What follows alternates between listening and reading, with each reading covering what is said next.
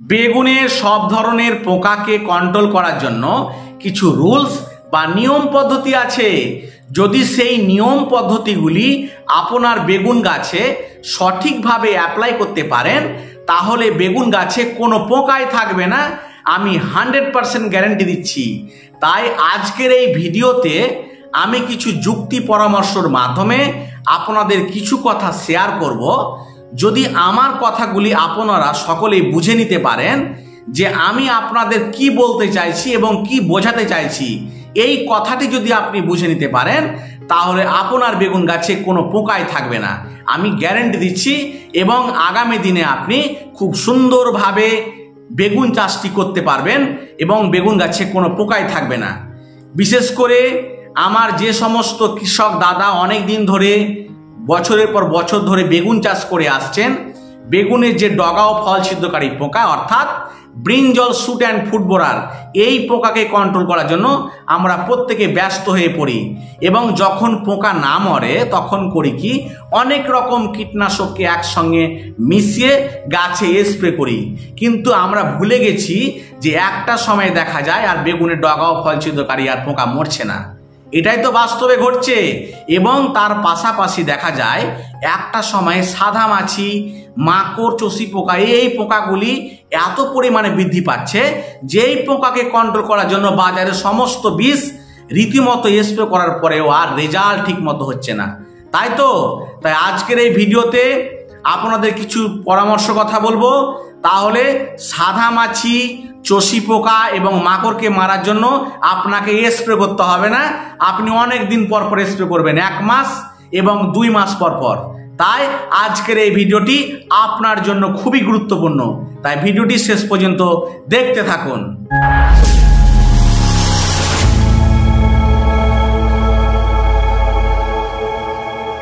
নমস্কার, আমি শুভ, আপনারা দেখছেন agriculture technology research YouTube channel.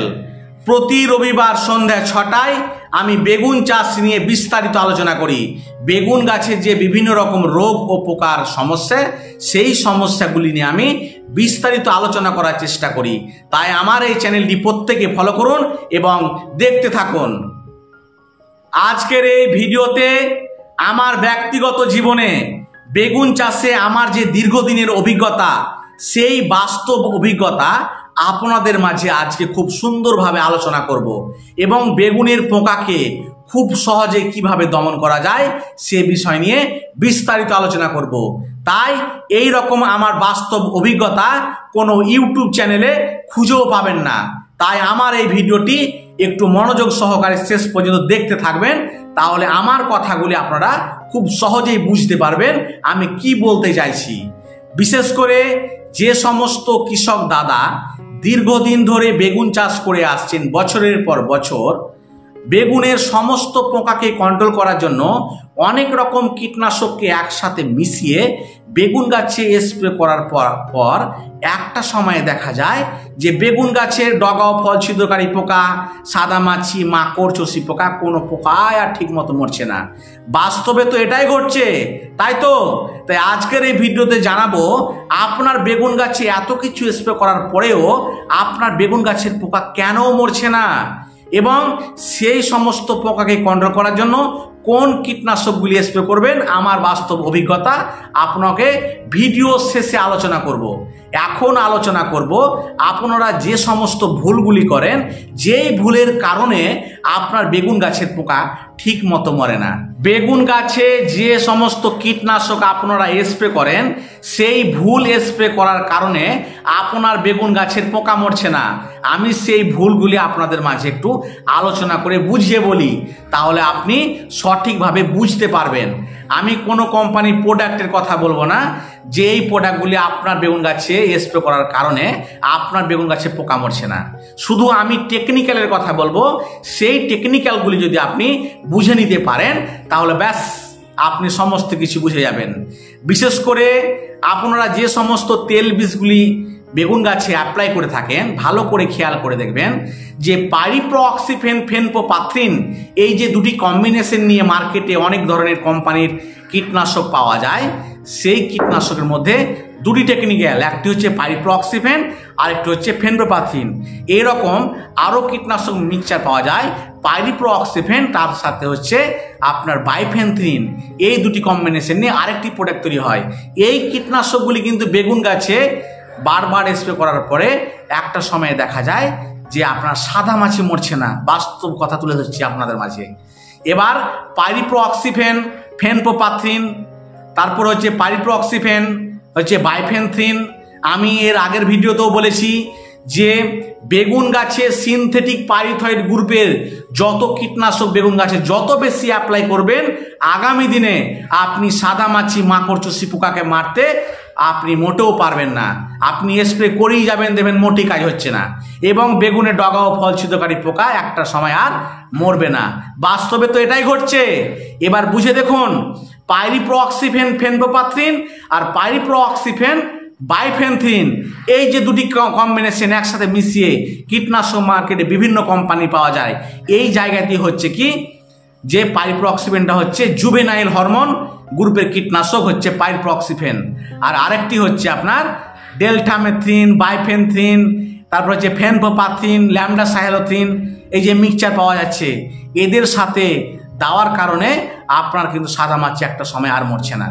পাইরিপ্রোঅক্সিফেনটা হচ্ছে সাদা মাছিকে মারার জন্য অ্যাকচুয়ালি কীটনাশক। এই কীটনাশকটি বেগুন গাছে আপনি কিন্তু প্রতিদিন ব্যবহার করছেন মিক্সচারে, তেল বিষের সাথে। এটা অনেক কীটনাশক দোকানদার দিয়ে থাকে, বা আপনারাও এগুলি না জেনে বুঝে হয়তো বেগুন গাছে অ্যাপ্লাই করেন। এবং এদের সাথে আরেকটি ভুল কাজ করে থাকেন যে প্রতিদিন একটি পাউডার দেন। আমি ঠিক বললাম তো?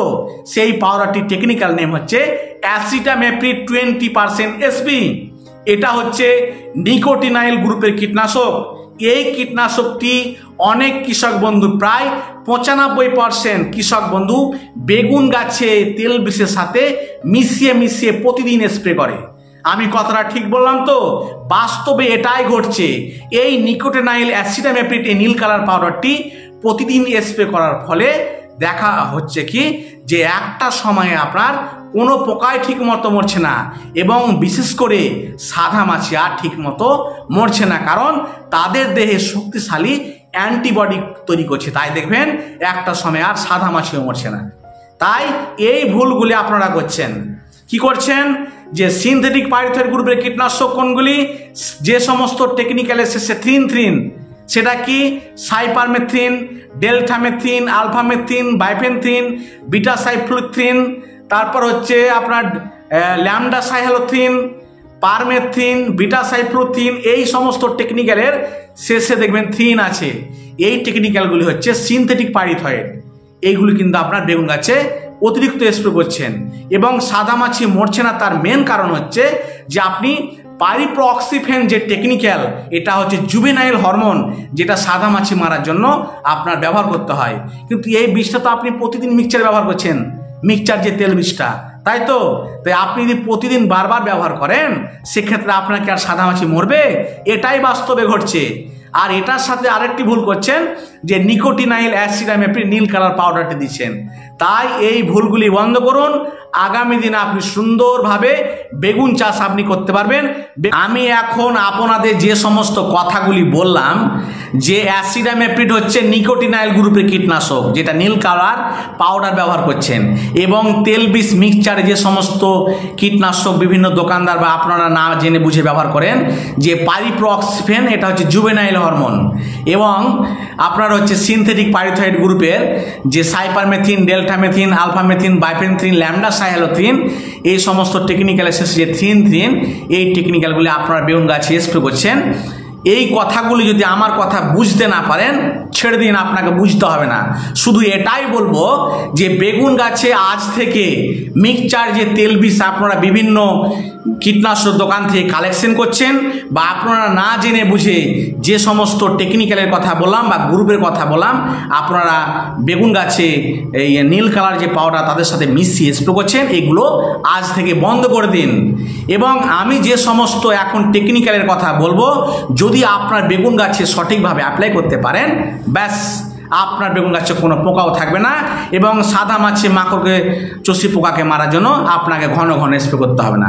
সাদা মাছিকে মারার জন্য মাসে একবার দিবেন, মাকড়কে মারার জন্য আপনার 2 মাস অন্তর একবার স্প্রে করবেন এবং চষি পোকাকে মারার জন্য আপনাকে কোনো বিসি মারতে হবে না, কিছু নিয়ম বা সিস্টেম পদ্ধতি আছে। তাহলে আমার প্র্যাকটিক্যালগুলো আপনাকে শুধু বলবো, শুধু আপনি চালিয়ে যাবেন, বাকি খেলা আমি দেখব। ব্যাস, নিশ্চয় সকলে বুঝতে পেরেছেন। এখন আমি যে সমস্ত কীটনাশক বলবো আপনারা বিভিন্ন দোকান থেকে এই কীটনাশকগুলি খোঁজ করবেন, আমি যেগুলো বলবো এখন। আর যদি না পান তাহলে অনলাইন থেকে না হলে কিনে নেবেন, দিয়ে আপনার জমিতে অ্যাপ্লিকেশন করবেন, তাহলে রেজাল্টটা নিজের চোখে দেখতে পাবেন। তো চলুন এবার শুরু করা যাক।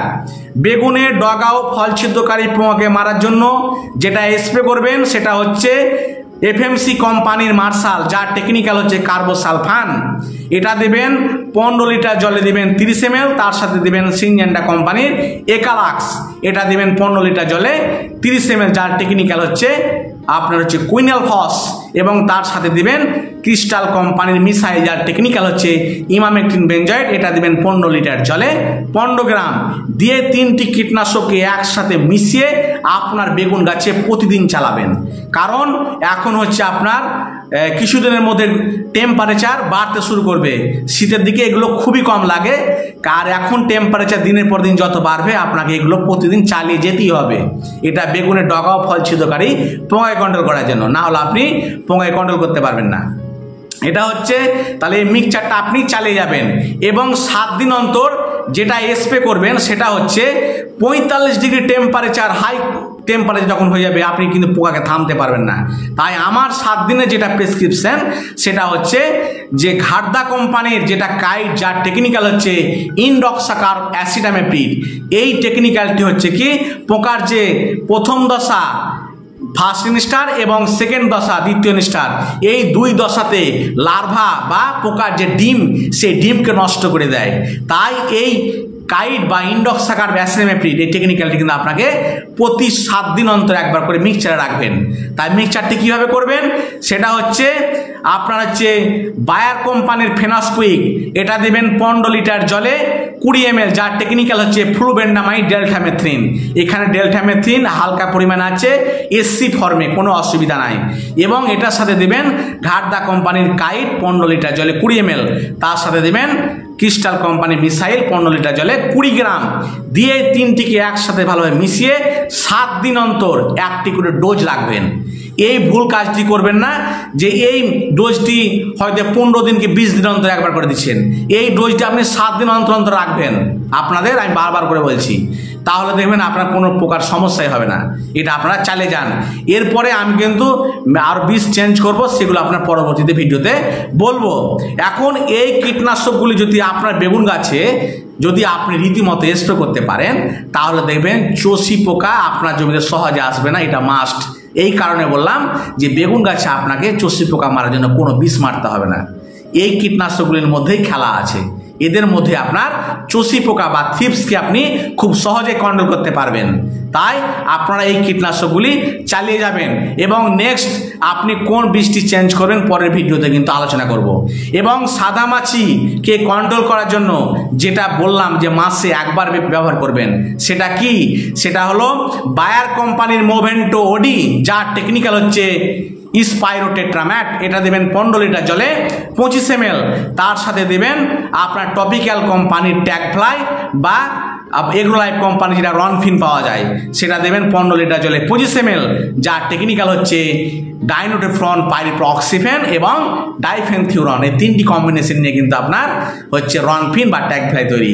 এটা দেবেন 15 লিটার জলে 25 ml, তার সাথে দেবেন ওবিরন বায়ার কোম্পানি, যার টেকনিক্যাল হচ্ছে স্পাইরোমেসিফেন, এটা হচ্ছে মাকড়ের বিষ।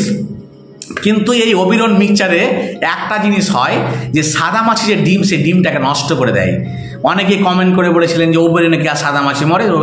ওবিরনে সাদা মাছি মরে না, কিন্তু সাদা মাছির যে ডিম, সাদা মাছির যে লাইফ সার্কেল, তাদের জীবনচক্র, সেই জীবনচক্র কিন্তু আপনার বিঘ্ন ঘটায়। তাই এই 3টি কম্বিনেশন বা এই 3টি প্রোডাক্ট যদি একসাথে মিশিয়ে একটা সিলিকন বেস স্টিকার যদি আপনি ভালোভাবে ট্যাঙ্কি প্রতি 5 ml মিশিয়ে আপনার গাছে মাসে একবার ব্যবহার করতে পারেন, তাহলে সাদা মাছির জন্য আপনাকে কোনোদিন চিন্তা করতে হবে না। নিশ্চয় আমার কথাগুলি সকলে বুঝতে পেরেছেন। ব্যাস এই কাজগুলি চালান এবং মাকড়কে মারার জন্য 2 মাস অন্তর একটি কীটনাশক ব্যবহার করবেন। আপনাদের স্পেশালিস্ট ভাবে আমার একটা প্রেসক্রিপশন আপনাদের এখন বলে দিই, সেটা কি?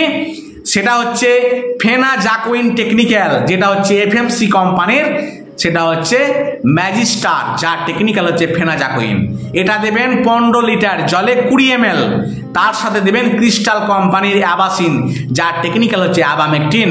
এটা দেবেন 15 লিটার জলে 20 ml দিয়ে 2টি কীটনাশক একসাথে মিশাবেন, তাদের সাথে একটু সিলিকন বেসড স্টিকার ভালোভাবে মিশিয়ে আপনার গাছে যদি 2 মাস অন্তর একবার যদি স্প্রে করতে পারেন, আপনার গাছে মাকড় জীবনে হবে না, আমি গ্যারেন্টি দিচ্ছি। এই নিয়ম পদ্ধতিগুলি, আমার প্র্যাকটিক্যালগুলি আপনার জন্য চালিয়ে নিজের চোখে রেজাল্টটা দেখে নিন। আপনাকে সাদা মাছি মারার জন্য ঘন ঘন স্প্রে করতে হবে না এবং চষি পোকাকে মারার জন্য কোনো বিষ স্প্রে করতে হবে না, কারণ আমি যে সমস্ত কীটনাশকগুলি বলছি সেই কীটনাশকই আপনার চষি পোকাটা মরে যাবে, বুঝতে পারছেন? এবং মাকড়ও আপনার মরে যাচ্ছে 2 মাস অন্তর। ব্যাস এই নিয়মগুলি চালিয়ে যাবেন এবং গাছকে আরও সুন্দর করার জন্য, কোয়ালিটি করার জন্য কিছু পিজিআর বা মাইক্রোনিউট্রিয়েন্ট ব্যবহার করতে হয়। সেটা কি করবেন? যে মার্শাল, একালাক্স এবং ইমামেকটিন মিসাইলের সাথে করবেন কি, একটু অল-ইন গোল্ড সুপার মাঝে মাঝে মিশিয়ে স্প্রে করবেন। এই অল-ইন গোল্ড সুপারটা গাছে স্প্রে করবেন 15 লিটার জলে 50 ml। তাহলে দেখবেন গাছের কালার খুব চকচক করছে। তা আজকের এই ভিডিওতে আমি যে সমস্ত নিয়ম পদ্ধতিগুলি বললাম, যদি আপনার গাছে সঠিকভাবে অ্যাপ্লাই করতে পারেন তাহলে আপনার বেগুন গাছে কোনো পোকায় থাকবে না। এবং আমার এই কন্ট্যাক্ট নাম্বারে আপনারা প্রত্যেকে আপনার প্রবলেমগুলি জানাবেন এবং আপনার গাছের ছবি তুলে পাঠাবেন। আগামী দিনে আপনাদের সামনে আছি এবং ভিডিওতে আমি সমস্ত কিছু আলোচনা করব। আপনাদের সমস্যাগুলি আমার হোয়াটসঅ্যাপে দিবেন ছবি তুলে, আমি সেগুলো নিয়ে আলোচনা করব। নিশ্চয় আমার কথাগুলি প্রত্যেকে বুঝতে পেরেছেন এবং নেক্সট রবিবার আরও ভিডিও নিয়ে আস্তে আস্তে আপনাদের মাঝে বিস্তারিত আলোচনা করব। সেই ভিডিওগুলি আপনারা প্রত্যেকে ফলো করতে থাকবেন, কোনো সমস্যা হবে না। তবে আমার এই চ্যানেলে যারা প্রথম চ্যানেলটিকে এখনও সাবস্ক্রাইব করেননি, চ্যানেলটিকে অবশ্যই সাবস্ক্রাইব করে রাখুন, কারণ বেগুন চাষের যে বিভিন্ন রকম রোগ ও পোকার সমস্যা, সেই সমস্যাগুলি কিন্তু আমি একের পর এক প্রতি রবিবার সন্ধ্যা 6টায় আলোচনা করতে থাকবো। তাহলে আমার কথাগুলি প্রত্যেকে বুঝতে পারবেন, আগামী দিনে খুব সুন্দরভাবে বেগুন চাষটি করতে পারবেন। তো চলুন আজকের এই ভিডিওটি এই পর্যন্ত শেষ করা যাক। নমস্কার।